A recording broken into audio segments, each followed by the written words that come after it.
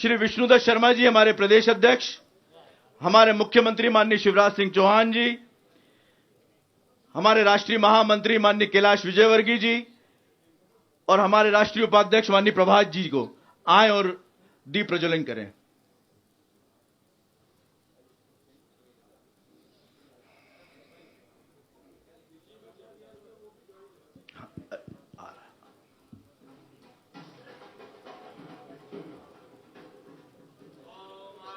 ओम स्वस्ति न इंद्रो वृधस्रवाः स्वस्ति नः पूषा विश्ववेदाः स्वस्ति नस्तारिक्षो अरिष्टनेमि स्वस्ति नो बृहस्पतिर्दधात्यो द्योः शान्तिर्तरिक्षगो शान्तिः पृथिवी शान्तिरापः शान्तियोगदयः शान्तिः वनस्पतयः शान्तिर्विश्वे देवाः शान्ति ब्रह्म शान्तिः सर्वगो शान्तिः शान्तिरेव शान्तिः सामः शान्तिरेधि सुशान्तिर्भवतु।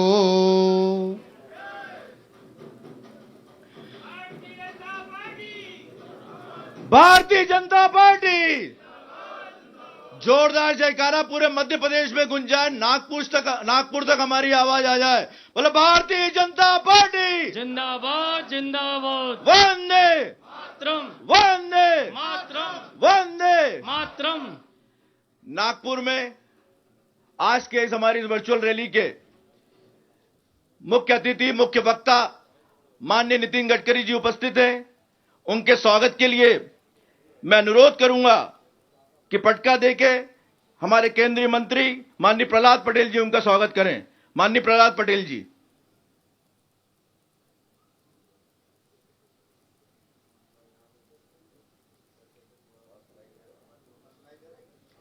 छह मिनट का डिले जाता है, 6 सेकंड का। तालियां जोरदार करतल ध्वनि से स्वागत करेंगे। वहां पर नागपुर में उपस्थित है हमारे प्रदेश के कोषाध्यक्ष श्री हेमंत खंडेलवाल जी। उनसे अनुरोध है कि वो स्वागत करें। दूसरा हमारा वेन्यू है दिल्ली। दिल्ली में हमारे मंचासीन अतिथि हैं श्री थावरचंद जी गहलोत, श्री फग्गन सिंह जी कुलस्ते, श्री सत्यनारायण जटिया जी और हमारे साथ दिल्ली में जुड़े हुए हैं हमारे प्रदेश के प्रभारी डॉक्टर विनय सहस्त्रबुद्धे जी और हमारे केंद्रीय मंत्री मुरैना से सांसद श्री नरेंद्र सिंह तोमर जी। अब मैं भोपाल वापस आता हूं और अनुरोध करता हूं हमारे वर्चुअल रैली टीम के सदस्य श्री नरेंद्र पटेल जी और भोपाल जिले के अध्यक्ष सुमित पचौरी जी से कि आए और हमारे मंचासीन अतिथियों का स्वागत करें। सुमित जी, माननीय विष्णुदत्त शर्मा जी, हमारे प्रदेश। तालियां बंद नहीं होनी चाहिए, तालियां तो जोरदार बजते रहनी चाहिए।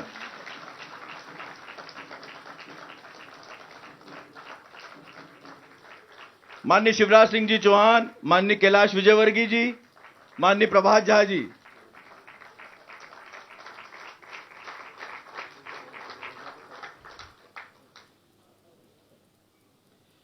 इस कोरोना कॉल में भी भारतीय जनता पार्टी के कार्यकर्ताओं को सतत अपने नेतृत्व से सक्रिय रखने वाले और जिनके नेतृत्व में मुझे बताते हुए गर्व हो रहा है कि मध्य प्रदेश में 3 करोड़ से ज्यादा जरूरतमंदों को भोजन पैकेट उपलब्ध भारतीय जनता पार्टी के कार्यकर्ताओं ने कराया। 25 लाख से ज्यादा परिवारों को सूखा राशन उपलब्ध कराया। ऐसे हमारे युवा अध्यक्ष छतरपुर के सांसद माननीय विष्णुदत्त शर्मा जी को मैं आमंत्रित करता हूं कि आए और अपना स्वागत उद्बोधन दें। माननीय विष्णुदत्त शर्मा जी।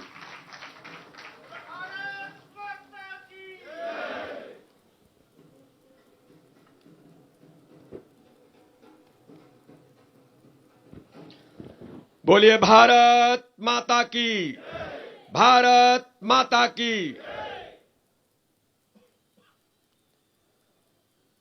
आज हम सब लोग हमारा मध्य प्रदेश आज एक नया इतिहास रचने वाला है।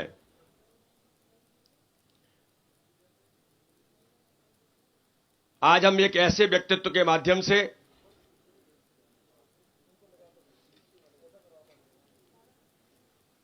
इस वर्चुअल रैली में, जो मध्य प्रदेश के इस जन संवाद की इस वर्चुअल रैली में हमारे बीच एक ऐसे व्यक्तित्व जो इस देश के अंदर इंफ्रास्ट्रक्चर के बादशाह माने जाते हैं, ऐसे नितिन गडकरी जी आज हम सब लोगों को मध्य प्रदेश की ऐतिहासिक रैली को संबोधित करेंगे। मित्रों, मेरा सभी कार्यकर्ताओं से जो इस रैली में पूरे मध्य प्रदेश के कोने कोने में आज माननीय नरेंद्र मोदी जी के नेतृत्व वाली सरकार के 1 साल पूरे होने पर इस रैली को संबोधित करेंगे, आदरणीय नितिन गडकरी जी के लिए जोरदार तालियों के साथ हम स्वागत करेंगे।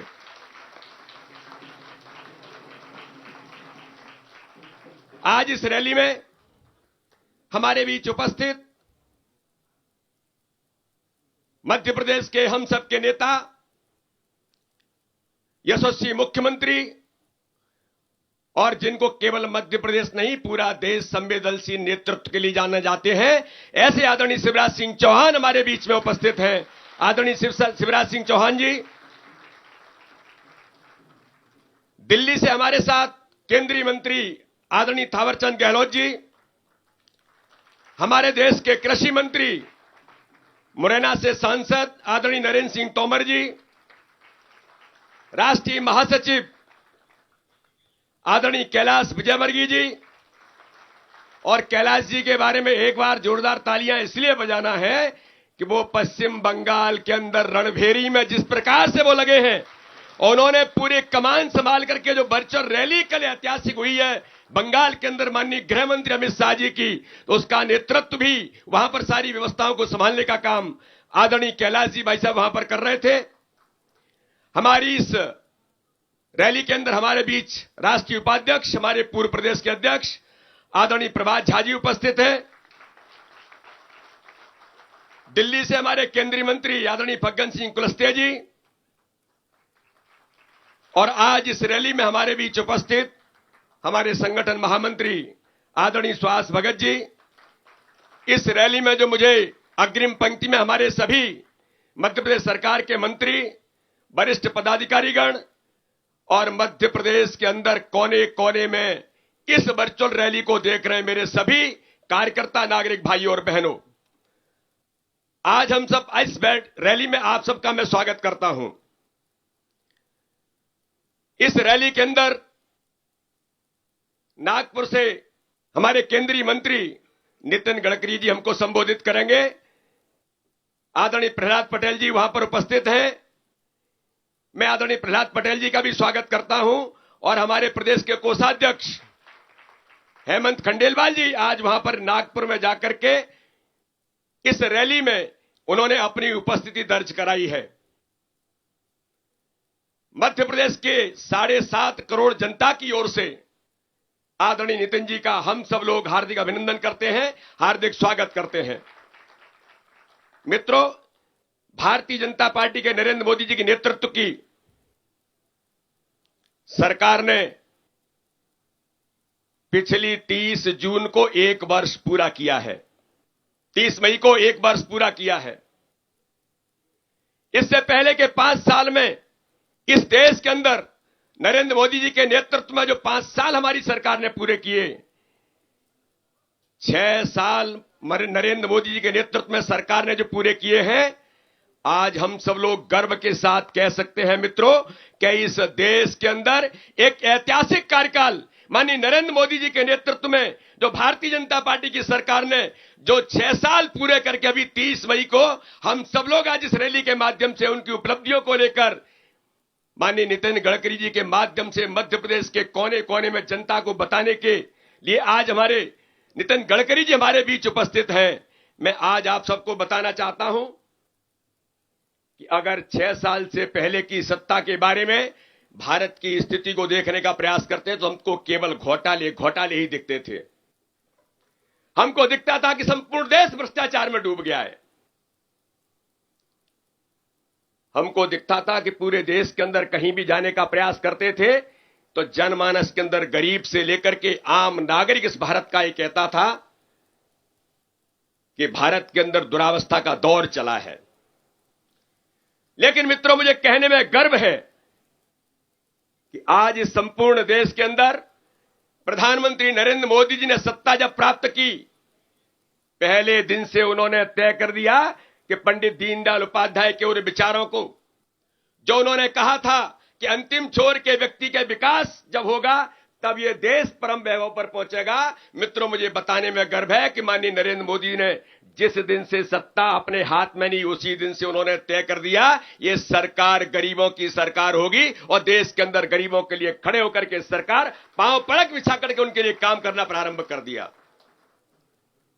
इसलिए आज हम देखने का प्रयास करते हैं कि देश के अंदर इंफ्रास्ट्रक्चर में, देश की अर्थव्यवस्था को बनाने में, गरीबों के जीवन स्तर को ऊंचा उठाने में केवल माननीय मोदी जी ने पिछले 5 वर्ष के कार्यकाल में यह तय नहीं किया, यह नारा नहीं दिया कि हम गरीबी हटाने का नारा देंगे। उन्होंने तय किया कि गरीबों का जीवन स्तर इस देश के अंदर ऊंचा उठना चाहिए। और मुझे बताने में गर्व है मित्रों, इस देश के अंदर कि जिस प्रकार से आज इस हॉल के अंदर मैं माननीय नितिन गडकरी जी को बताना चाहता हूं, हमारे आज इस रैली के अंदर पूरे मध्य प्रदेश के अंदर प्रधानमंत्री आवास योजना, उज्ज्वला योजना से लेकर ऐसी कई योजना के हितग्राही भी रैली में सम्मिलित होकर के अपनी उपस्थिति दर्ज कराने का काम कर रहे हैं और वो कह रहे हैं कि हमारे जीवन स्तर को ऊंचा उठाने का काम प्रधानमंत्री नरेंद्र मोदी जी के नेतृत्व में इस देश के अंदर हुआ है।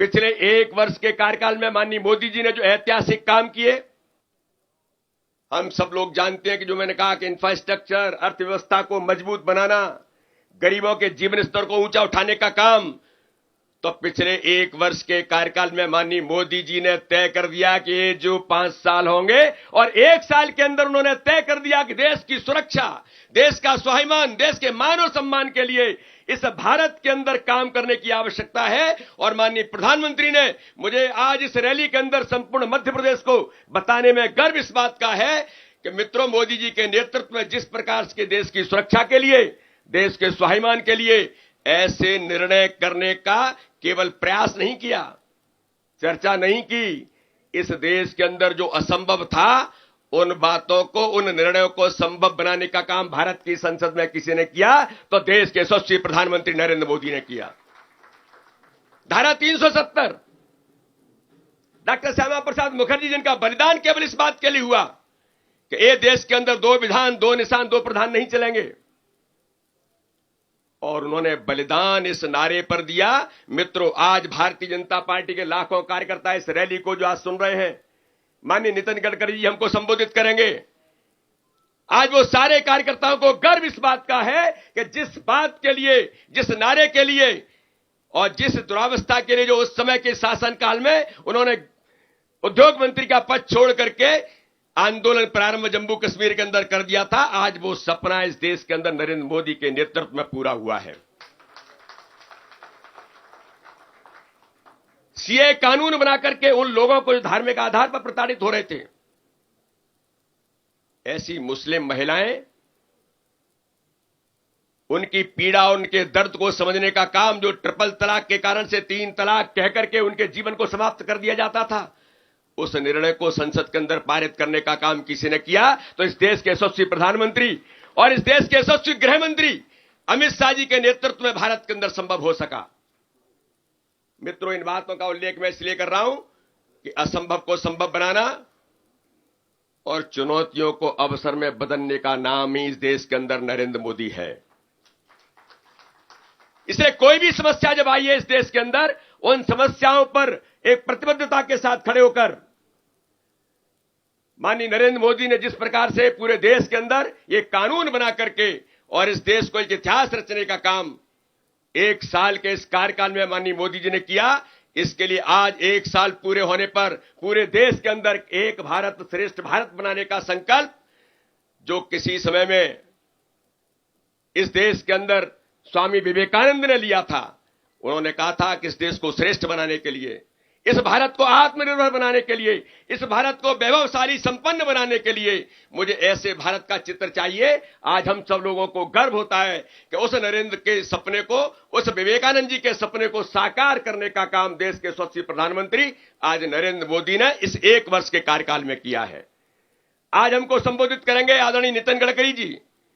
मैं बताना चाहता हूं कि इस देश के अंदर और इस मध्य प्रदेश के कोने कोने के अंदर जो चंबल हमारा पहचाना जाता है कि चंबल के अंदर आतंक की इबारत लोग लिखते थे, लेकिन नितिन गडकरी जी आज आपको मैं कहना चाहता हूं कि आपके एक विजनरी व्यक्तित्व के कारण से आपने जो तय किया कि चंबल एक्सप्रेस वे मध्य प्रदेश के अंदर आपने दिया, उसके कारण से चंबल के अंदर अब आतंक की इबारत नहीं, विकास की इबारत मध्य प्रदेश के अंदर लिखी जाएगी। इसलिए आज इस रैली में मैं पूरे मध्य प्रदेश के सभी कार्यकर्ताओं को, माननीय नितिन गडकरी जी को और हमारे सभी नेताओं का मैं हार्दिक अभिनंदन करता हूं। जय हिंद, जय भारत।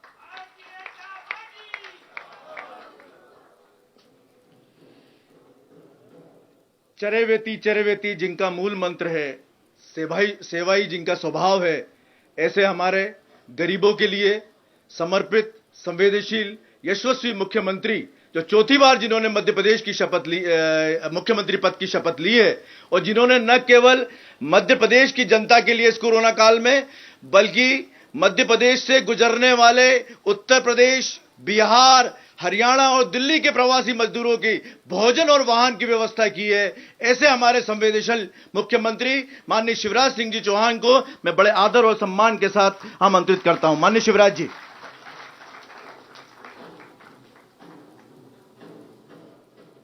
आज के कार्यक्रम के मुख्य अतिथि, पहले अतिथि को भाषण देने प्रदेश में आना पड़ता था, लेकिन भारतीय जनता पार्टी भी गजब की पार्टी है। माननीय नड्डा जी को मैं बधाई देता हूं। अब आने की जरूरत नहीं है, वर्चुअल रैली वहीं से बैठे वहीं से संबोधित की जा सकती है, और उसको संबोधित करने उपस्थित हमारे नेता, बिना पैसे के काम कैसे किया जाता है ये अगर सीखना हो तो उनका नाम है नितिन गडकरी जी। आदरणीय नितिन जी, हमारे प्रदेश के भाग्यशाली अध्यक्ष, जब से पांव पड़े तब से कांग्रेस का तो बंटे ढार है। भाई विष्णुदत्त शर्मा जी, आदरणीय थावरचंद गहलोत जी, आदरणीय नरेंद्र सिंह तोमर जी, राष्ट्रीय महासचिव आदरणीय श्रीमान कैलाश विजयवर्गीय जी, राष्ट्रीय उपाध्यक्ष आदरणीय श्रीमान प्रभात झा जी, केंद्रीय मंत्री आदरणीय फग्गन सिंह कुलस्ते जी, संगठन महामंत्री आदरणीय सुहास जी, यहां उपस्थित और केवल यहां नहीं, भाभी गांव-गांव में उपस्थित मेरे प्रिय बहनों और भाइयों, आप सबको भोपाल से ही दोनों हाथ जोड़ के प्रणाम करता हूं, नमस्कार करता हूं। दूसरे कार्यकाल का 1 बरस पूरा हो गया। विस्तार से माननीय नितिन जी बताएंगे, लेकिन लोग जो कहते थे ये हो ही नहीं सकता, लोग तो छोड़िए, भाजपा के कार्यकर्ता ही कहते थे कि वो कश्मीर से धारा 370 तो हट ही नहीं सकती। लोग मजाक उड़ाते थे, बोले राम मंदिर बनेगा थोड़ी, बस भाजपा वाले केवल नारे लगाते रहते हैं। किसी ने सोचा नहीं था, जो लगभग असंभव लगता था, उस असंभव को संभव करके दिखाया है हमारे। ये आपने सही कहा, असंभव को संभव करने का नाम है श्रीमान नरेंद्र मोदी जी, और भारत को भगवान का वरदान है श्रीमान नरेंद्र मोदी जी। काम गिनाएंगे तो घंटों लग जाएंगे। हमको सम्मानी नितिन जी को सुनना है, लेकिन संकट में घबराते नहीं है नरेंद्र मोदी। चुनौती को अवसर में कैसे बदलते हैं, कोरोना के संकट से कैसे निपटा जाए। सारी दुनिया में जब हाहाकार मचा था, ये नरेंद्र मोदी थे जिन्होंने कोरोना से निपटने की नई राह पूरी दुनिया को दिखाई। सारा देश एकजुट होकर उनके पीछे खड़ा हो गया। कोरोना वॉरियर्स का सम्मान हो। थाली शंख झालर बजाने का मामला पूरा देश बजा रहा था। जनता कर्फ्यू, देश अपने आप बंद हो गया। 9 मिनट तक प्रकाश करो, पूरा देश दिवाली जैसा जगमगा गया। ऐसे नेता जिनके पीछे हिंदुस्तान की 130 करोड़ जनता खड़ी है। और अब उन्होंने मंत्र दिया है, आत्मनिर्भर भारत का मंत्र। कभी किसी ने सोचा था क्या? 1,70,000 करोड़ का गरीब कल्याण पैकेज, कोरोना के संकट से निपटने के लिए राज्यों को भरपूर सहायता। गरीब बहनों खाते में पैसा डाले। मेरी गरीब बहनों को उज्ज्वला रसोई गैस के सिलेंडर प्राप्त हुए, निःशुल्क राशन, प्रधानमंत्री आवास योजना का पैसा। कितने काम गिनाए। मजदूरों की निःशुल्क वापसी।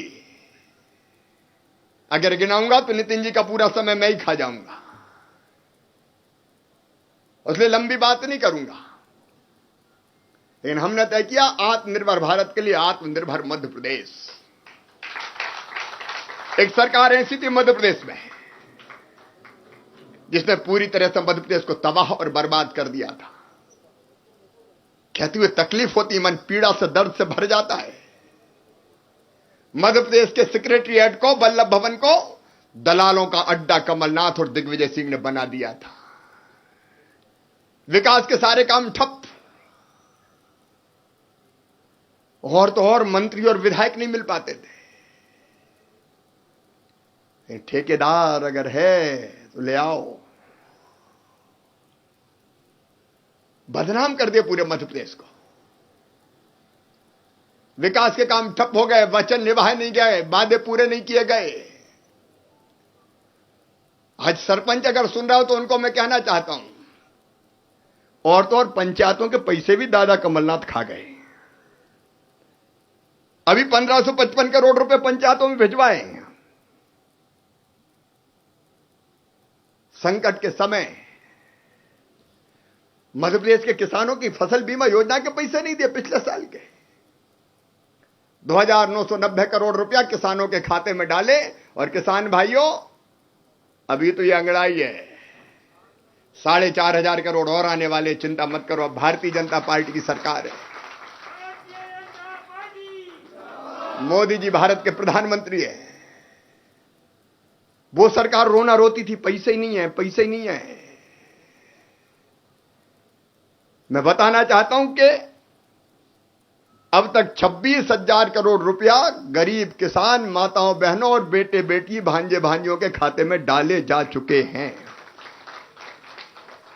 गेहूं खरीदी, मेरा रिकॉर्ड बन गया। कमलनाथ दादा खरीदते गेहूं क्या? अरे जोर से बताओ, खरीदते क्या? अब तक पंजाब का नाम होता था, नंबर 1 पंजाब रहता है खरीदी में। हिंदुस्तान की आजादी के इतिहास में पहली बार पंजाब को पछाड़ के मध्य प्रदेश नंबर 1 पर पहुंच गया।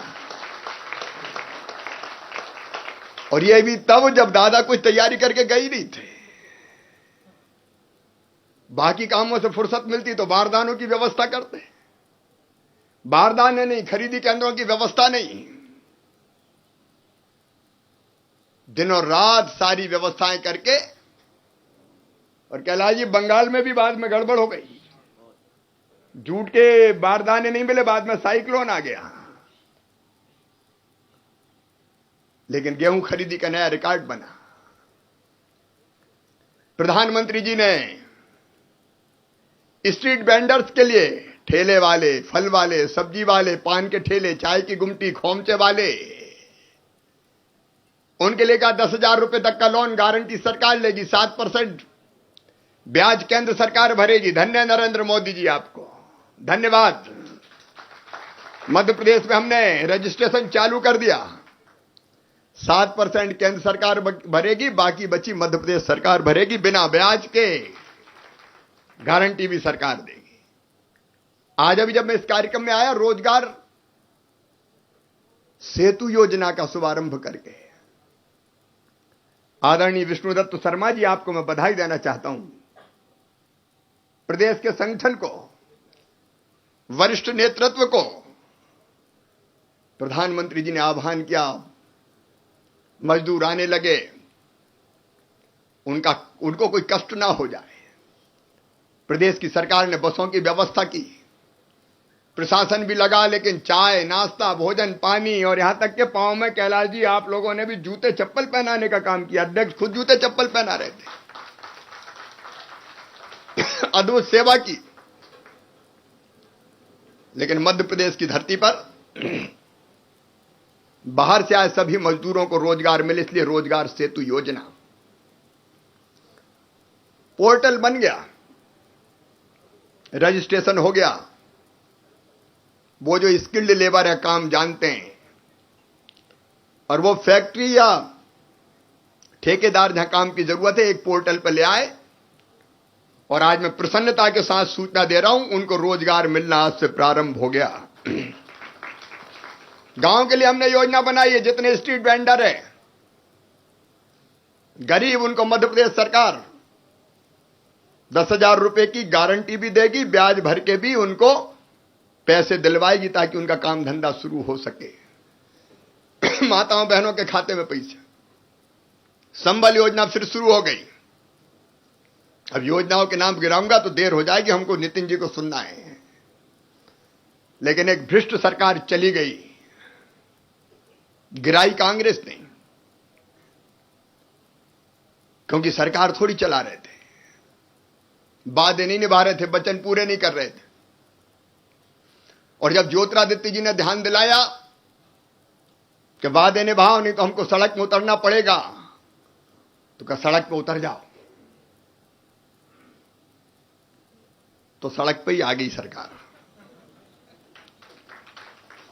विस्तार से चर्चा बाद में करेंगे। प्रदेश की भी वर्चुअल रैली होगी।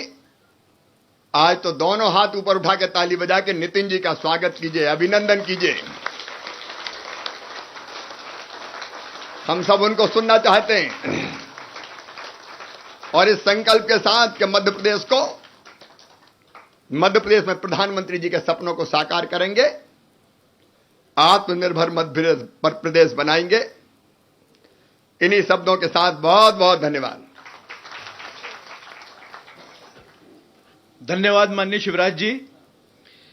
प्रयोगधर्मी, विकासवादी और विजनरी नेता, हिंदुस्तान की सड़कें और जल जिनकी विकास की कहानी कह रहा है, ऐसे हमारे पूर्व राष्ट्रीय अध्यक्ष, केंद्रीय सड़क मार्ग परिवहन, जल संसाधन, गंगा संरक्षण के मंत्री और हमारे पूर्व राष्ट्रीय अध्यक्ष माननीय नितिन गडकरी जी को मैं आमंत्रित करना चाहूंगा, इस आशा और विश्वास के साथ कि आज तो हम इनको नागपुर से वर्चुअल रैली से सुन रहे हैं, लेकिन जल्दी ही हम कार्यकर्ताओं को ये आकर मध्य प्रदेश में इनको हमें सुनने का सौभाग्य मिलेगा। मैं आमंत्रित करता हूं बड़े आदर और सम्मान के साथ नागपुर से माननीय नितिन गडकरी जी।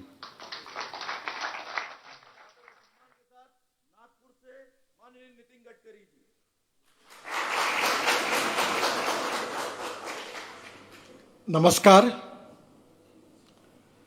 हमारे पार्टी के मध्य प्रदेश के अध्यक्ष आदरणीय विष्णुदत्त जी,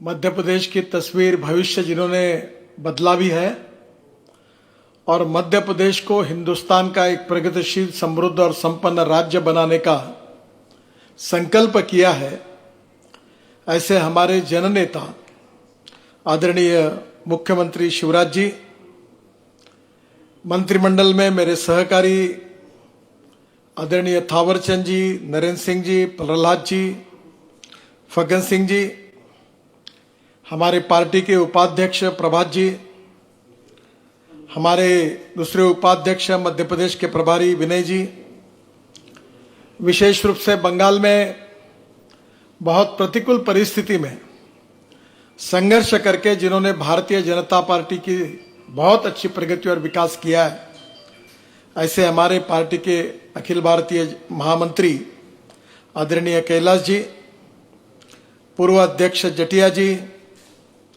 आदरणीय हेमंत जी और सभी तमाम कार्यकर्ता भाई और बहनों, और मेरा आवाज जो लाखों करोड़ों लोग मध्य प्रदेश के सुन रहे हैं, वो तमाम मेरे भाई और बहनों,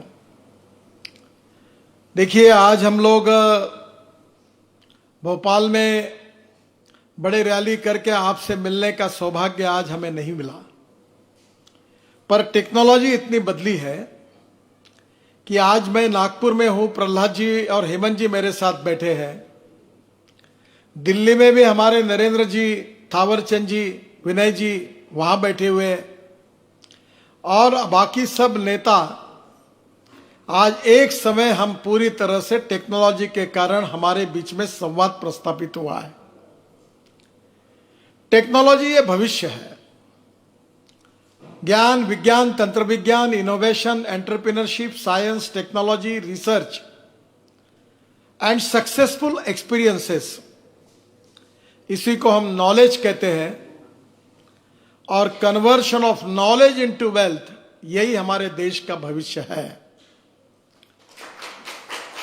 और इस देश में इस टेक्नोलॉजी को जगाने का काम, अगर सही मायने में अगर ये ई गवर्नेंस की बात, ये टेक्नोलॉजी की बात, इनोवेशन की बात, रिसर्च की बात, स्टैंडअप की बात, स्टार्टअप की बात, ये 21वीं सदी के नए हिंदुस्तान के निर्माण करने की बात केवल कही नहीं है, तो टेक्नोलॉजी जमीन पर लाकर सिद्ध करके दिखाई अगर किसी ने है तो उस व्यक्ति का नाम देश के प्रधानमंत्री नरेंद्र मोदी जी है। यह मैं बड़े अभिमान के साथ कह सकता हूं। बहनों और भाइयों, आज टेक्नोलॉजी के कारण आपके और हमारे बीच में इतनी दूरी से संवाद हो रहा है। अगर 5-7 साल पहले कोई ये कल्पना करता तो लोग हंसते, ये कैसे संभव होगा। आज भारतीय जनता पार्टी के हम सब कार्यकर्ता हैं। भारतीय जनता पार्टी की स्थापना होने के पूर्व हम जनसंघ के कार्यकर्ता के रूप में काम करते थे। डॉक्टर श्यामा प्रसाद मुखर्जी, पंडित दीनदयाल उपाध्याय, अटल बिहारी वाजपेयी, अडवाणी जी, इन सब लोगों ने हमको, हमारे विचारों को, हमारे राष्ट्र के निर्माण का एक जीवन दृष्टिकोण दिया है। हजारों कार्यकर्ताओं ने अपने जीवन को समर्पित किया है। आज तो पूरे देश में हमें सत्ता मिली है, पर जब सत्ता कोसों मील दूर थी, सत्ता पर जाने का हमें कोई अवसर भी नहीं दिखता था, तब कठिन परिस्थिति में जनसंघ के रूप में, भारतीय जनता पार्टी के रूप में अपने कार्यकर्ताओं ने पीढ़ियों से पीढ़ियां देश के लिए, पार्टी के लिए समर्पित की है।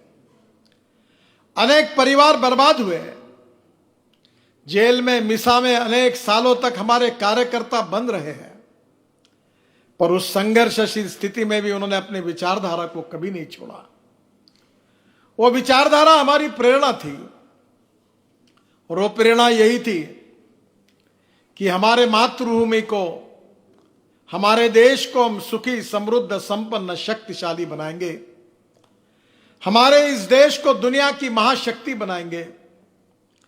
गांव, गरीब, मजदूर, किसान का कल्याण करके सही में पंडित दीनदयाल उपाध्याय जी ने जो हमें सामाजिक आर्थिक चिंतन अंत्योदय के रूप में दिया था, वो सामाजिक आर्थिक चिंतन हमारी प्रेरणा रहा है। इस समाज के आखिरी पायदान पर जो व्यक्ति खड़ा है, जिसके पास रहने के लिए मकान नहीं है, जिसके पास खाने के लिए रोटी नहीं है, जिसके शरीर पर कपड़ा नहीं है, उस दरिद्र नारायण को भगवान के रूप में हम मानेंगे और अपने जीवन को समर्पित करके उसकी लगातार सेवा करते रहेंगे। और जिस दिन उस दरिद्र नारायण को रोटी, कपड़ा और मकान मिलेगा, उसी दिन हमारा कार्य पूरा होगा। ये पंडित दीनदयाल उपाध्याय जी का चिंतन हमारी जीवन निष्ठा है, हमारा जीवन निर्धार है और यही हमारी उद्दिष्ट भी है। और आज इस विचारधारा के साथ आपको याद करना होगा कि 1947 के बाद और 1947 के पहले देश की क्या स्थिति थी। 1947 के पहले हमारा देश अंग्रेजों के गुलामगिरी में था। हमारे देशभक्त, स्वातंत्र वीर, स्वातंत्र सैनिक और देश के लिए नौछार करने वाले राष्ट्र नेताओं ने अपने जीवन को नौछार करके हमको स्वाधीनता दिलाई। स्वाधीनता तो मिली, पर स्वाधीनता के साथ, स्वतंत्रता के साथ सुशासन कैसे आएगा, ये चिंता थी। आधुनिक भारत का निर्माण कैसे होगा, ये चिंता थी। दुनिया की ताकत, महाशक्ति हमारा देश कैसे बने, ये हमारी चिंता थी। बहनों और भाइयों, कांग्रेस को बहुत बड़ा मौका मिला। करीब आज 47 के बाद आज जो कम से कम 70 साल का ये इतिहास है, इसमें देश की जनता ने कांग्रेस पर विश्वास रखा। कांग्रेस ने लगातार नई नई घोषणाएं की। गरीबी हटाओ का नारा दिया। पंडित जवाहरलाल नेहरू जी से लेकर मनमोहन सिंह जी तक इस देश को अनेक वादे किए गए। कभी 20 कलमी, कभी 40 कलमी, कभी 5 कलमी कार्यक्रमों की घोषणा हुई। गरीबी हटाओ का नारा दिया गया, पर ध्यान में आया कि कुछ फर्क नहीं पड़ा। परिस्थिति में कोई फर्क नहीं पड़ा। और जब भारतीय जनता पार्टी को मौका मिला, अटल बिहारी वाजपेयी देश के प्रधानमंत्री बने, तो पहली बार एनडीए के शासन कार्यकाल में अटल बिहारी वाजपेयी जी ने इस देश के विकास की एक दिशा दी। अटल जी ने अपने कार्यकाल में इस देश को सुखी, समृद्ध और संपन्न और शक्तिशाली बनाने की नीतियां बनाई। अटल जी के बाद, काफी दिनों के बाद, भारतीय जनता पार्टी को अपनी ताकत के भरोसे पूरी मेजॉरिटी मिली और नरेंद्र मोदी जी देश के प्रधानमंत्री बने। पहली बार भारतीय जनता पार्टी के कार्यकर्ताओं ने जो परिश्रम किए थे, जो प्रतिकूल परिस्थिति में जो त्याग, तपस्या और बलिदान का परिचय दिया था, जिन्होंने अपने जीवन की बाजी लगाकर अपने विचारधारा के लिए, अपने संगठन के लिए अपनी जान पूरी तरह से जोखिम में डालकर समर्पित की थी, उन लाखों करोड़ों कार्यकर्ताओं के बलिदान के कारण, उनके निष्पृह, निस्वार्थी, समर्पित भाव से जो कार्य उन्होंने किया, उसी का परिणाम था कि नरेंद्र मोदी जी के नेतृत्व में भारतीय जनता पार्टी को सफलता मिली।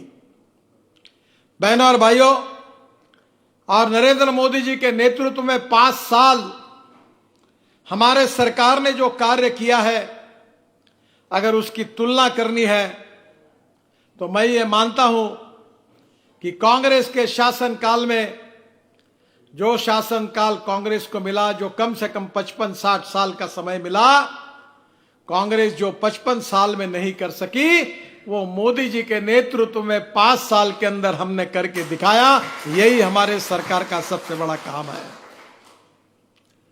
1947 के बाद हमारे देश में 3 विचारों के आधार पर राजनीतिक पार्टियां काम कर रही थी। एक था समाजवाद, दूसरी विचारधारा थी साम्यवाद और तीसरी विचारधारा थी पूंजीवाद। आप जरा इस प्रकार से इस देश का जरूर अध्ययन करिए और तभी हमको समझ में आएगा कि भारतीय जनता पार्टी का इस देश के लिए क्या योगदान है।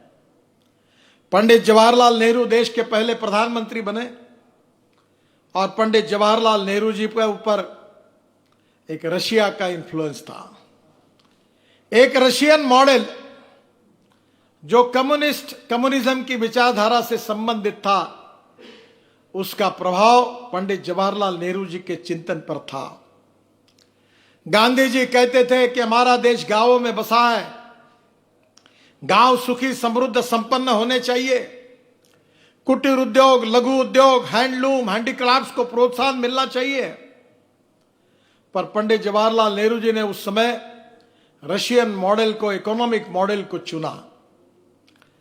सभी काम सरकार ने शुरू किए, रेलवे से लेकर हवाई जहाज तक, टेलीफोन से लेकर रेलवे इंजन तक, स्टील इंडस्ट्री से लेकर मोबाइल फोन तक, सब काम सरकार।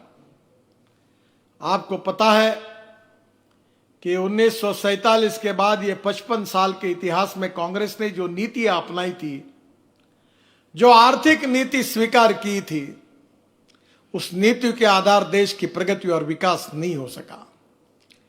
कांग्रेस की विचारधारा पूरी तरह से विफल हुई और इसलिए आज समाजवादी भी कहीं दिखते नहीं और साम्यवादी कहने वाले चीन और रशिया की हालत तो ऐसी बनी है कि केवल लाल झंडा बाकी है, पर कोई कम्युनिस्ट अब दिखता नहीं।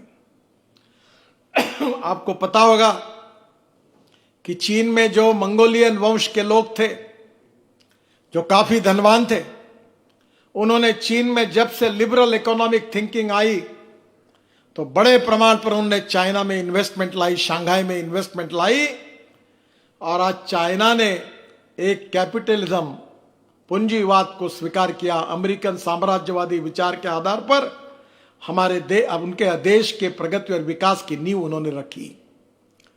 चाइना को इसमें यश मिला, पर उन्होंने साम्यवादी विचारधारा को छोड़ दिया। जो पूंजीवादी अर्थव्यवस्था थी, जो एक समय हमारे यहां स्वतंत्र पार्टी जिसका समर्थन कर रही थी, वो पूंजीवादी अर्थव्यवस्था भी दुनिया में फेल हो गई। आज दुनिया में जो आर्थिक रचना हो रही है, उस आर्थिक रचना में साम्यवाद, समाजवाद और पूंजीवाद तीनों मॉडल पूरी तरह से समाप्त हुए हैं। आज उसका रिलीवेंस नहीं रहा है।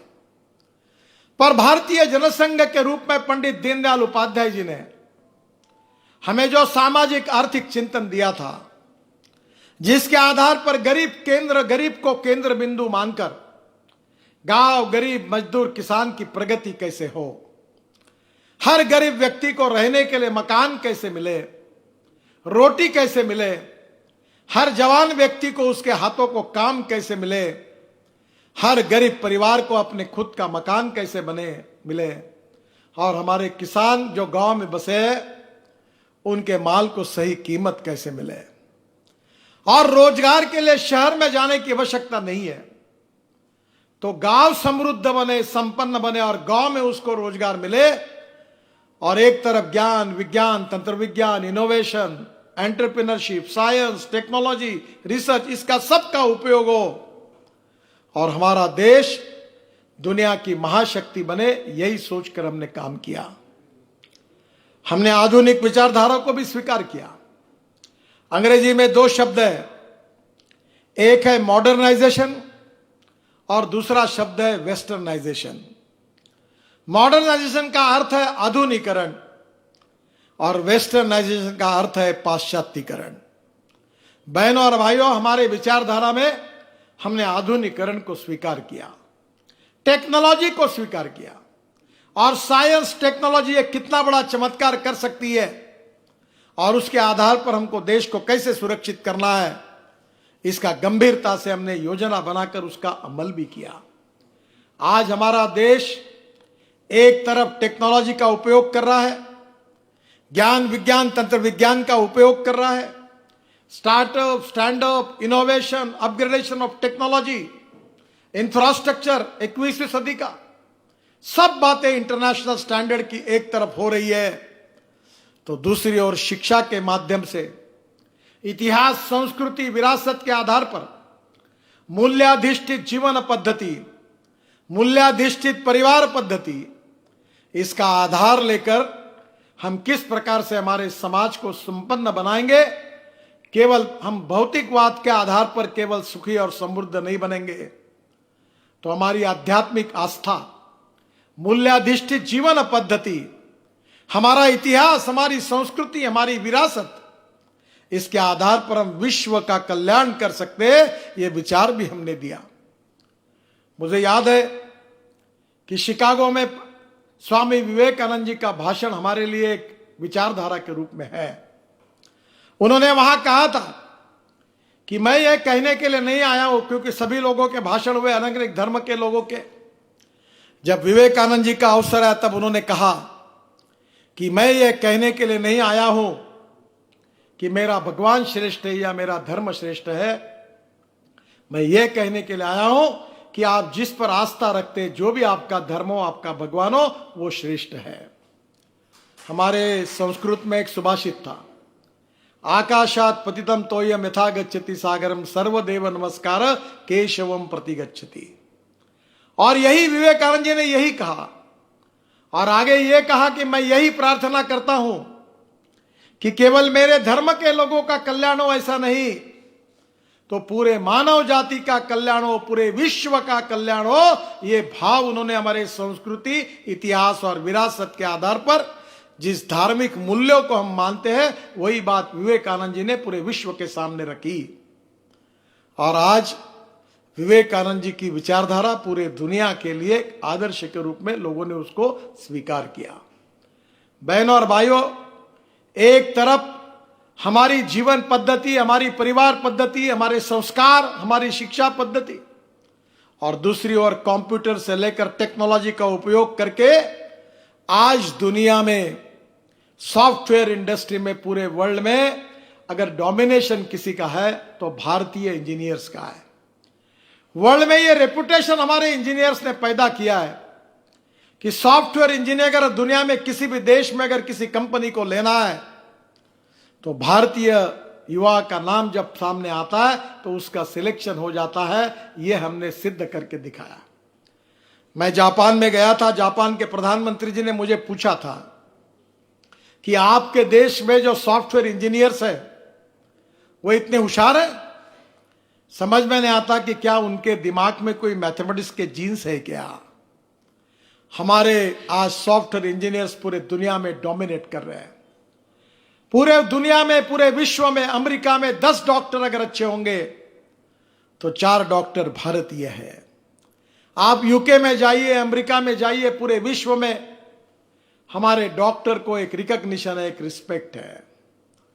हमने हमारे विशेष रूप से शिक्षा पद्धति के द्वारा जो संस्कार करके जो पीढ़ी बनाई है वो बहुत अच्छा काम कर रही है। पूरे विश्व में आज किसी भी देश में जाइए, हमारा जो भारतीय समाज है, कोई भोपाल से, कोई ग्वालियर से, कोई नागपुर से, कोई मुंबई से, कोई कलकत्ता से, कोई चेन्नई से, सब लोगों ने वहां जाकर अपना एक आदर्श स्थान प्रस्थापित किया है।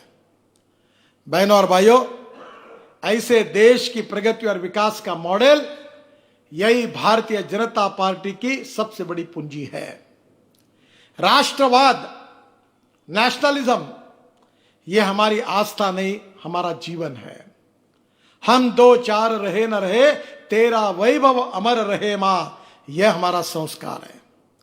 हम इस राष्ट्र के लिए समर्पित करेंगे अपने जीवन को, और इस राष्ट्र को हम इस प्रकार से सुखी, समृद्ध, संपन्न, शक्तिशाली बनाएंगे कि कोई टेढ़ी नजर से हमारे देश की तरफ ना देख सके। पहली बार माओवादी, नक्सलवाद हो या आतंकवादी हो, इनका खात्मा करने का काम, हिम्मत के साथ इनको समाप्त करने का काम किसी सरकार ने किया तो मोदी जी के नेतृत्व में भारतीय जनता पार्टी के सरकार ने यह करके दिखाया। पहले यह नहीं होता था। आतंकवादियों का तुष्टीकरण होता था।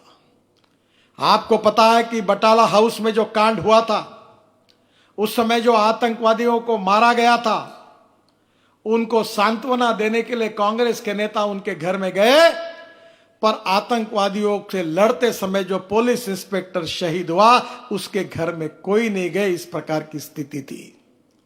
आतंकवादियों का तुष्टीकरण वोट बैंक के पॉलिटिक्स के लिए होता था, पर आज देश की अंतर्गत और बाह्य सुरक्षा हमारी प्राथमिकता है।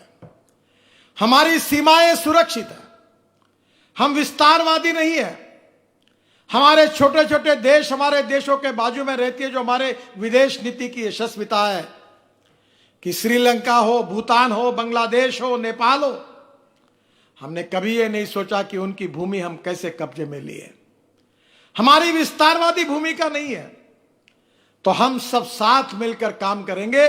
हम आगे जाएंगे, यही भूमिका हमने रखी। अटल बिहारी वाजपेयी जी ने प्रधानमंत्री के रूप में जो विदेश नीति हमको दी, उसी के आधार पर हमारे सभी राष्ट्रों के साथ अच्छे संबंध है। हम ना किसी के ऊपर अन्याय करेंगे, ना अत्याचार करेंगे, ना किसी की भूमि को हम अतिक्रमित करने की कोशिश करेंगे। और इसलिए बहनों और भाइयों, आज पूरे विश्व में भारत के सामर्थ्य की, भारत के नेतृत्व की प्रशंसा होती है। प्रधानमंत्री Narendra Modi ji most recognised and respectful leader of the world, ये आज भाव पैदा हुआ है। अमेरिकन प्रेसिडेंट से लेकर मोदी जी के जिस प्रकार से पूरे विश्व में स्वागत हुआ और जिस प्रकार से भारत को रिकॉग्नाइज किया गया, रिस्पेक्ट दिया गया, यही 5 साल में हमारी बहुत बड़ी उपलब्धि है। बहनों और भाइयों, आज हमारी ताकत, हमारा लोहा पूरी दुनिया स्वीकार करती है। टेक्नोलॉजी इनोवेशन के साथ हमारी इंडस्ट्री, हमारे उद्योग आगे जा रहे हैं और स्वाभाविक रूप से 5 साल में हमने जो श्रेष्ठ भारत की कल्पना की थी, जो हमारी संकल्पना थी, उसके आधार पर हमने योजना बनाई। पर योजना केवल किताबों में रखी नहीं, एप्रोप्रिएट विजन, भविष्य की योजना हमने तैयार करके उसके ऊपर अमल करके दिखाया कि 21वीं सदी में आत्मनिर्भर भारत का निर्माण हमको करना है। तो यह आत्मनिर्भर भारत कैसा होगा, उस भारत का इंफ्रास्ट्रक्चर कैसा होगा, उस भारत के पोर्ट कैसे होंगे, उस भारत की रेलवे कैसे होगी, उस भारत के जलमार्ग कैसे होंगे, उस भारत में हमारे हैंडलूम, हैंडीक्राफ्ट, हमारे किसान कैसे होंगे, उस भारत में हमारे गांव कैसे होंगे, उस भारत में हमारी ट्रांसपोर्ट सिस्टम कैसे होगी, उस भारत में पावर कैसे होगी, एक एक चीज की योजना हमने तैयार की। वाटर, पावर, ट्रांसपोर्ट, कम्युनिकेशन, सब बातों में योजना बनाई। मैं वाटर रिसोर्सेस मंत्री था तो नदी जोड़ प्रकल्पों के लिए 16 प्रकल्पों के डीपीआर पूरे किए। आदरणीय अटल बिहारी वाजपेयी जी कहते थे कि हम नदी जोड़ प्रकल्प करेंगे, उन्होंने नींव रखी और हमने उसमें डीपीआर बनाकर हमारा केन बेतवा जैसी योजना है, उसको पानी हमारे बुंदेलखंड क्षेत्र में कैसे जाएगा, इसकी योजना बनाई। मेरा विश्वास है कि नजीक के काल में यह सब योजना बनाकर हमारे देश के किसानों के लिए सिंचाई का परसेंटेज बढ़ाएंगे। पानी अगर होगा, सिंचाई अगर होगी तो गांव का विकास होगा। और इसीलिए आज हम बड़े प्रमाण पर कई छोटे डैम, बड़े डैम, तालाब, तो कई हम लोग जल संवर्धन का काम कर रहे हैं। दौड़ने वाले पानी को चलने के लिए लगाओ, चलने वाले पानी को रुकने के लिए लगाओ और रुके हुए पानी को जमीन को पीने के लिए लगाओ। गांव का पानी गांव में, खेत का पानी खेत में, घर का पानी घर में। हम पानी का जल संवर्धन कैसे करें। और आज मुझे विश्वास है कि मैं जब वाटर रिसोर्सेस मंत्री था तो 1970 से 9 प्रोजेक्ट अटके हुए थे, जो पंजाब, हरियाणा, उत्तर प्रदेश सब जगह झगड़े थे, कोई आके बात ही नहीं करता था। हमने 9 में से 7 प्रोजेक्ट पूरी तरह सुलझाए। पाकिस्तान और भारत की निर्मित होने के बाद 3 नदियां भारत को मिली, 3 नदियां पाकिस्तान को मिली, पर 3 नदियों में हमारे अधिकार का पानी था, बहकर पाकिस्तान जा रहा था। पर हमारे स्टेट एक दूसरे में, उनमें यूनैनिमिटी नहीं बन रही थी, एक मत नहीं बन रहा था, विवाद बढ़ रहे थे और दूसरी तरफ पाकिस्तान को फायदा हो रहा था। हमने निर्णय किया, मोदी जी ने मुझे आग्रह से कहा कि किसी भी हालत में यह मसला जो है इसको आप किसी प्रकार से सुलझाओ। और कश्मीर, पंजाब, हरियाणा, उत्तराखंड, हिमाचल, राजस्थान, सब मुख्यमंत्रियों को मैंने बुलाया और मुझे इस बात की खुशी है कि मोदी जी के नेतृत्व में जो 9 प्रोजेक्ट अटके हुए थे उसमें से 7 प्रोजेक्ट शुरू हुए, उसका काम भी शुरू हुआ। जो हमारे नदियों का पानी पाकिस्तान में जा रहा था, अब वो पानी रोकने में हम कामयाब होंगे और वो पानी राजस्थान को मिलेगा, हरियाणा को मिलेगा और पंजाब को मिलेगा। निर्णय नहीं होते थे, पुराने समय में निर्णय न करना यही सरकार की नीति थी। और इसलिए बहनों और भाइयों, राष्ट्रवाद के आधार पर सभी दृष्टि से हमारा राष्ट्र संपन्न कैसे होगा, ये अगर हमको करना है तो गुड गवर्नेंस एंड डेवलपमेंट इसकी जरूरत थी। सुशासन और विकास, और सुशासन और विकास करने के साथ हमको टेक्नोलॉजी यानी ई गवर्नेंस की आवश्यकता थी। टेक्नोलॉजी के सिवा सुशासन नहीं आ सकता, विकास नहीं हो सकता, और इसलिए सुशासन, विकास, good governance and development with the help of e governance, ये सूत्र हमने स्वीकार किया। और आज आप देख रहे हैं कि टेक्नोलॉजी कितनी बदली है, कितने बड़े प्रमाण पर हमने चेंजेस किए। प्रधानमंत्री जनधन योजना में अकाउंट खुले, एक समय दिल्ली से पैसे सबके अकाउंट में डालने का काम हमने किया। ये चमत्कार है। अभी ड्राइविंग लाइसेंस आपको हाथ में लेकर जाने की जरूरत नहीं है। आप आपका ड्राइविंग लाइसेंस आपके कागज, इंश्योरेंस के, गाड़ी के एक वॉल्ट में रखे और मोबाइल फोन पर उसका कनेक्शन है। अगर कोई पुलिस वाला रोकता है तो तुरंत मोबाइल फोन से अपने डॉक्यूमेंट उसको दिखा दो, आगे जाओ। ड्राइविंग लाइसेंस 30% लाइसेंस बोगस बनते थे, एक आदमी 4 जगह लाइसेंस लेता है। अब पूरे ई गवर्नेंस के साथ ड्राइविंग लाइसेंस का रजिस्ट्रेशन हुआ है। बहनों और भाइयों, टेक्नोलॉजी इतनी बदली है कि अब किसी भी चीज का मॉनिटरिंग हम कर सकते हैं। और ये सब करते समय मोदी जी के नेतृत्व में हमारी सरकार ने ध्यान रखा है कि समाज के जो शोषित है, पीड़ित है, दलित है, जो सामाजिक, आर्थिक, शैक्षणिक रूप से पिछड़े हुए हैं, वो अंत्योदय का सामाजिक आर्थिक चिंतन हमारा उद्देश्य होगा। 1 करोड़ लोग इस देश में साइकिल रिक्शा चलाते थे।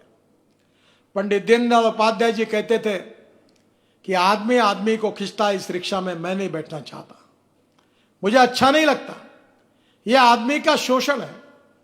डॉक्टर राम मनोहर लोहिया जी कहते थे कि जिस दिन ये साइकिल रिक्शा चलाने वाले व्यक्ति को सही में इससे मुक्ति मिलेगी, वो देश के इतिहास का सुनहरा दिन होगा। बहनों और भाइयों, हमारी सरकार ने कानून लाया, मैकेनाइज्ड ड्रिवन ई रिक्शा लाया। आदमी आदमी को खींचने का काम करता था और खुद को प्रगतिशील, पुरोगामी, दलितों के हितैषी कहने वाले कांग्रेस पार्टी ने कभी यह काम नहीं किया।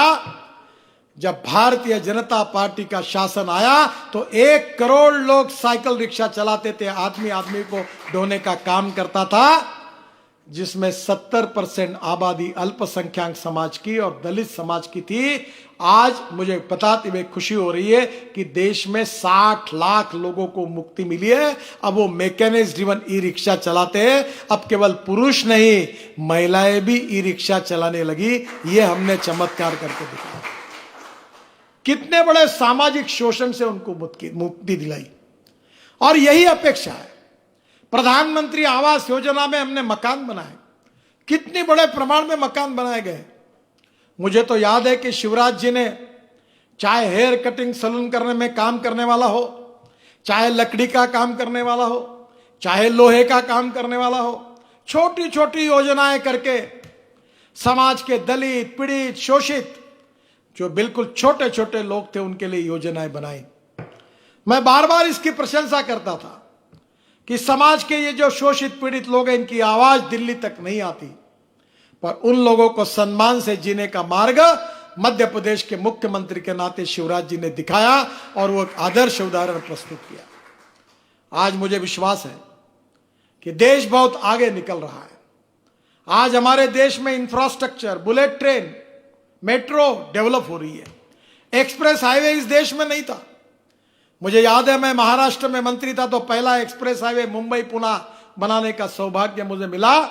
बहनों और भाइयों, अब हम 22 ग्रीन एक्सप्रेस हाईवे बना रहे। 22 दिल्ली से मुंबई 1 लाख करोड़ का एक्सप्रेस हाईवे बन रहा है और इस हाईवे का फायदा मध्य प्रदेश को भी मिल रहा है।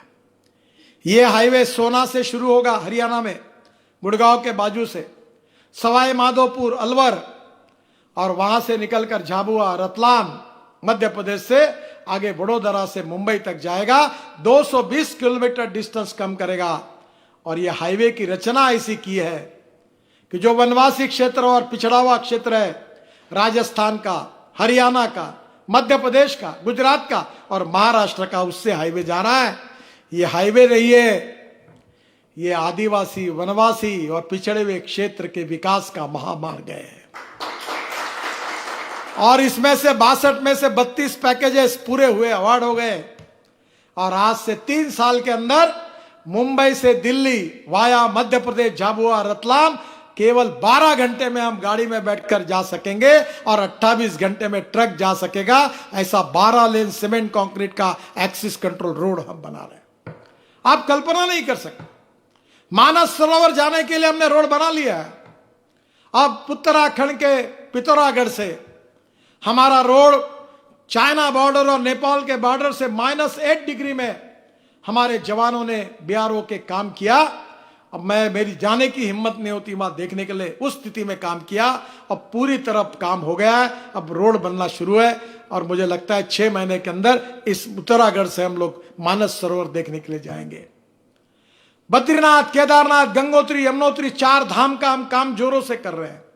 कितना बड़ा हादसा हुआ था, कितने लोग मरे थे।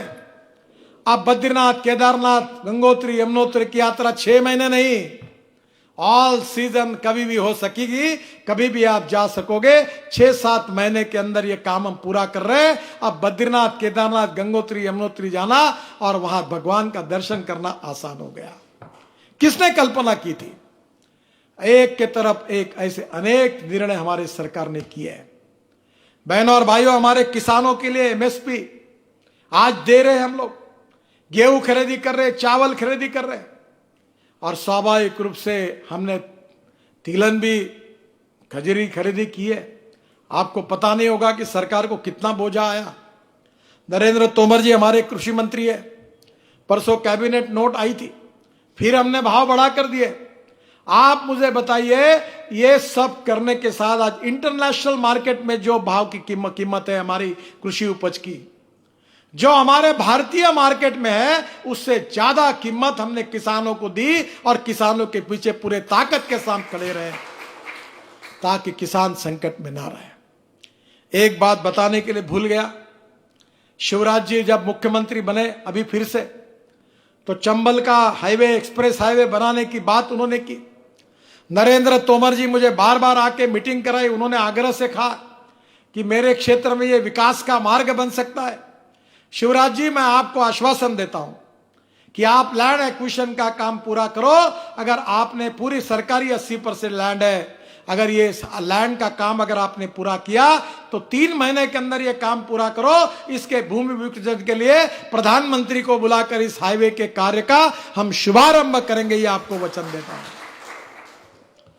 पर यह केवल हाईवे ना बने, हाईवे के बाजू में सरकारी जगह है, वहां इंडस्ट्रियल क्लस्टर, फूड क्लस्टर, अलग अलग प्रकार के क्लस्टर बनाकर चंबल के क्षेत्र में एक समय डकैती के लिए चंबल का एरिया प्रसिद्ध था। पर आज मैं आपको विश्वास देता हूं, शिवराज जी, नरेंद्र सिंह जी, इनके मार्गदर्शन में इस रोड के दोनों बाजू में हम उद्योग खोलेंगे और ये पिछड़े हुए क्षेत्र में जो हमारे नौजवान हैं, वो लाखों नौजवानों के हाथों को शिवराज जी और नरेंद्र जी के नेतृत्व में काम देने के लिए भी एनएचआई वहां आगे आने के लिए तैयार है। और मैं एमएसएमई का मंत्री भी मैं हूं। दोनों बातें वहां हो सकती है और इसलिए निश्चित रूप से यह विकास का मार्ग जो आपका सपना है वो निश्चित रूप से पूरा होगा। और इसलिए बहनों और भाइयों, तेजी से देश बदल रहा है और देश की अंतर्गत बाह्य सुरक्षा मजबूत है। चाइना के साथ आपको मालूम है कि कितने मुत्सद्दीगिरी से हमने हमारे किस प्रकार से मामले को निपटाया है, और लगातार पाकिस्तान से आए हुए आतंकवादियों की क्या हालत बनाई ये भी आपको मालूम है। हम नारा देते थे जनसंघ से लेकर कि जहां हुए बलिदान मुखर्जी वो कश्मीर हमारा है, कश्मीर हो या गुवाहाटी, अपना देश अपनी माटी। एक देश में 2 विधान, 2 प्रधान और 2 निशान नहीं रहेंगे, हम कहते थे, पर हो नहीं पा रहा था। डॉक्टर श्यामा प्रसाद मुखर्जी ने बलिदान दिया और बहनों और भाइयों, आज हम सबको खुशी है कि स्वाधीन भारत में हमारी विचारधारा के आधार पर राज्य आने के बाद आदरणीय मोदी जी हमारे देश के प्रधानमंत्री बने, अमित शाह गृह मंत्री बने, हमने 370 कलम को निकाल दिया, खत्म कर दिया। यह इतिहास रचने का काम हमने किया। देखिए, आपको पता होगा कि जब संविधान लिखा गया था तब यह टेम्पररी कलम था। संविधान निर्माता बाबा साहेब अंबेडकर जी से लेकर पूरे संविधान समिति को यह मान्य था कि एक दिन यह हटना चाहिए, पर यह हटने की हिम्मत कांग्रेस ने कभी नहीं की। वोट बैंक के पॉलिटिक्स के कारण उन्होंने राष्ट्रीय हितों के साथ हर समय कॉम्प्रोमाइज किया, पर हमारी सरकार आने के बाद हमने 370 को हटा दिया। हमारे प्रभु रामचंद्र की जन्मस्थान अयोध्या में भव्य राम मंदिर बनेगा और यह बनने की बात के लिए हमने संघर्ष किया। कितने देशभक्तों ने, राम भक्तों ने बलिदान किया, पर कभी ये बात सुनी नहीं गई। सुप्रीम कोर्ट में निर्णय हुआ, जो अवशेष मिले, जो कोर्ट का निर्णय उससे सिद्ध हुआ कि वहां पहले भव्य राम मंदिर था। आज मार्ग खुला हुआ। आज मुझे बताते हुए खुशी हो रही कि राम मंदिर निर्माण के कार्य का शुभारंभ हुआ। यह देश के इतिहास का सुनहरा दिन है। आज हमारी आस्था के आधार पर वो भी निर्माण हुआ। हमने जो जो कहा था, हमने जो जो संकल्प किया था, जो जो ऐलान किया था, जो जो जनता को विश्वास दिया था, जो जो हमने कहा था, जो कहा वो हमने नरेंद्र मोदी जी के नेतृत्व में हमारे सरकार ने करके दिखाया। अब देश को प्रगति और विकास के द्वारा हमको आगे ले जाना है। सुखी, समृद्ध, संपन्न, शक्तिशाली हिंदुस्तान बनाना है। गांव, गरीब, मजदूर, किसान का कल्याण करना है। और 21वीं सदी में हमको हिंदुस्तान को आत्मनिर्भर बनाने के साथ हमको दुनिया की सुपर इकोनॉमिक पावर बनानी है। आज कोरोना के संकट से पूरा विश्व संकट में है। हम भी संकट का सामना कर रहे हैं, पर बहनों और भाइयों, इस संकट से निगेटिविटी, निराशा, फ्रस्ट्रेशन, फियर, इससे काम नहीं होगा। आत्मविश्वास के साथ, सेल्फ कॉन्फिडेंस के साथ, पॉजिटिविटी के साथ कोरोना के खिलाफ हमको लड़ाई जीतनी है। और मुझे विश्वास है कि बहुत कम दिनों में कोरोना के खिलाफ जो वैक्सीन है वो बाजार में आ जाएगा। और वैक्सीन एक बार हमने ले लिया तो कोरोना का संकट समाप्त हो जाएगा। यह जल्दी आएगा, पर जब तक वैक्सीन नहीं मिलता तब तक हमको हिम्मत से लड़ना होगा। हमारे माइग्रेंट लेबर मुंबई से निकले और मुझे खुशी इस बात की है कि कोई मध्य प्रदेश से बिहार जा रहा था, उत्तर प्रदेश जा रहा था। हमारे मध्य प्रदेश के मुख्यमंत्री जी ने सबकी भोजन की व्यवस्था की, सबको आधार दिया और बसेस देकर उनको अपने गंतव्य स्थान तक पहुंचाने का ऐतिहासिक काम मध्य प्रदेश की सरकार ने किया। मैं शिवराज जी को उनके मानवता के प्रति जो संवेदनशीलता उन्होंने दिखाई, उसके लिए उनका बहुत बहुत अभिनंदन करता हूं, उनको धन्यवाद देता हूं। बहनों और भाइयों, आज मुझे विश्वास है कि कोरोना के खिलाफ तो लड़ाई हम जीतेंगे ही। और ये लड़ाई जीतते समय हमको ये समझना होगा, मैं उसको छोटे शब्दों में कहता हूं कि एक आर्ट ऑफ लिविंग है। ये जीवन जीने की पद्धति हमको समझनी होगी। कोरोना वायरस के साथ जीने की पद्धति कैसी होगी ये समझना होगा। और इसीलिए टेक्नोलॉजी का उपयोग करके हम अब पब्लिक भीड़ इकट्ठा एक जगह करने के बजाय हमने अब इस प्रकार के इलेक्ट्रॉनिक्स का उपयोग करके हम सभा कर रहे हैं, क्योंकि इस समय की मर्यादा है। और इसलिए मेरा विश्वास है कि आज इकोनॉमिक वॉर भी शुरू हुई है।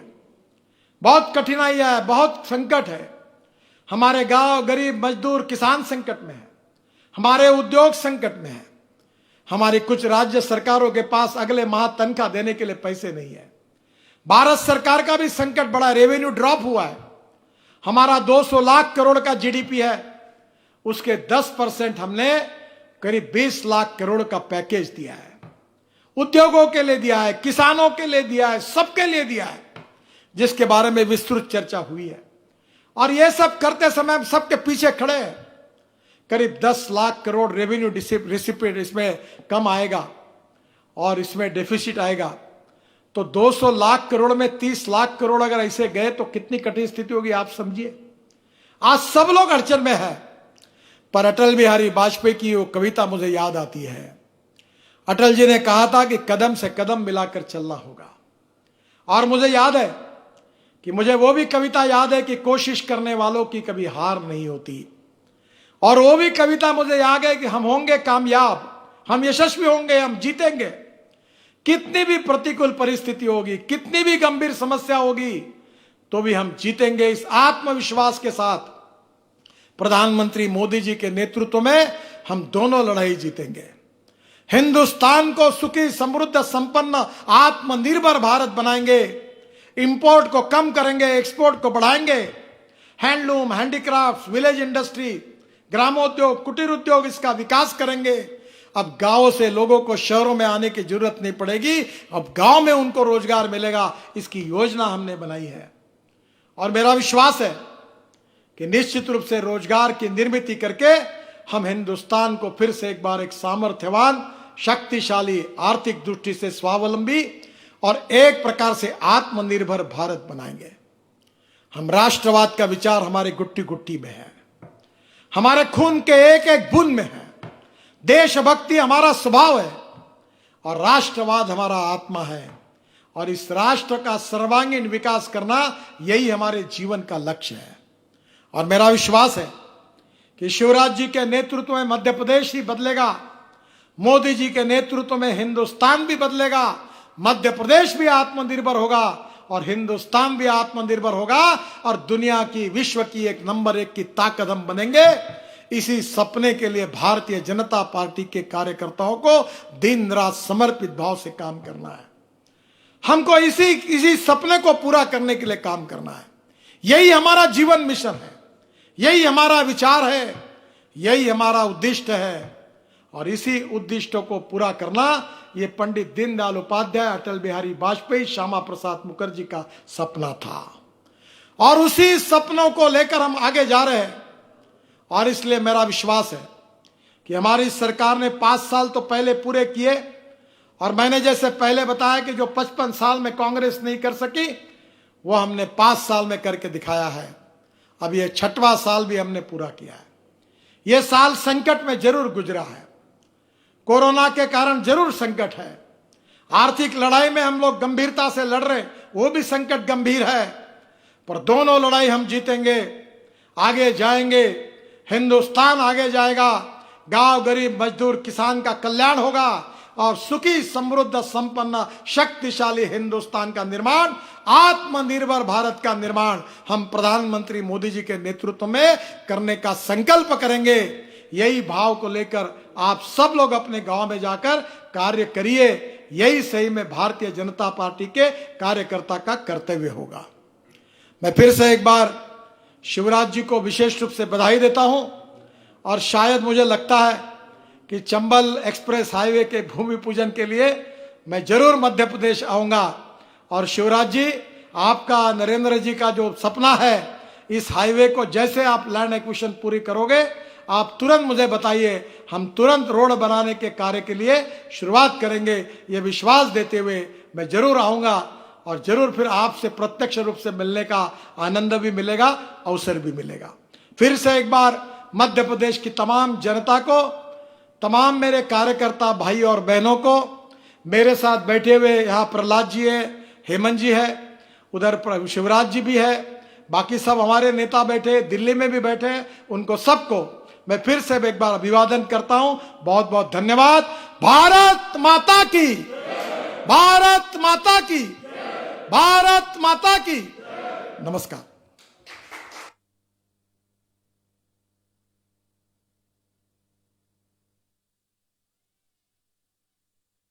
भारत माता की। धन्यवाद नितिन जी।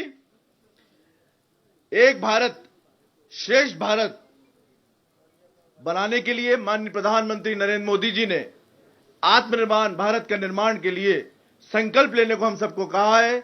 उस संकल्प के लिए, सबको संकल्प दिलवाने के लिए मैं प्रदेश के महामंत्री बंसीलाल गुर्जर जी को आमंत्रित करता हूं, यहां आए और सबको यहां संकल्प दिलवाएं। बंसीलाल जी।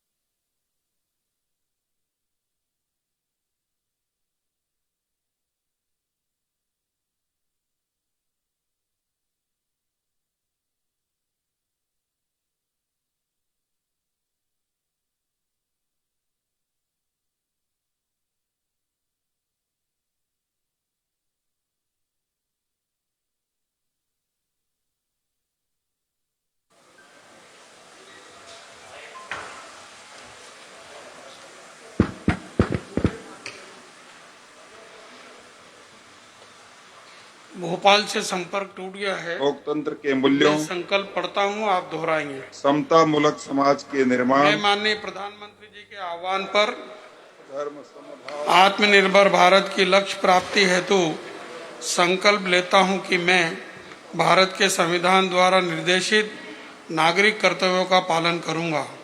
मैं राष्ट्रीय एकता की भावना, लोकतंत्र के मूल्यों, समता मूलक समाज के निर्माण, सर्वधर्म समभाव व मूल्य आधारित राजनीति को समाज में प्रोत्साहित करूंगा। मैं देश के स्थानीय उत्पादों के निर्माण को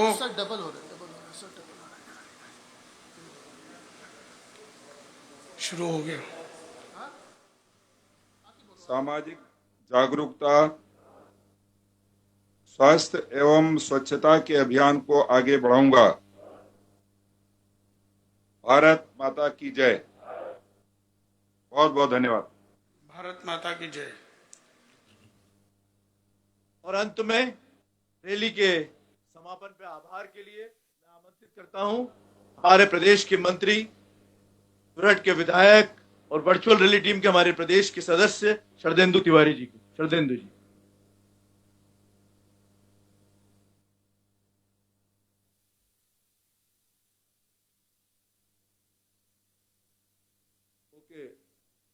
वर्ष पूर्ण होने पर देश की एकता और अखंडता को पूर्ण बनाए रखने के लिए ऐतिहासिक निर्णय एवं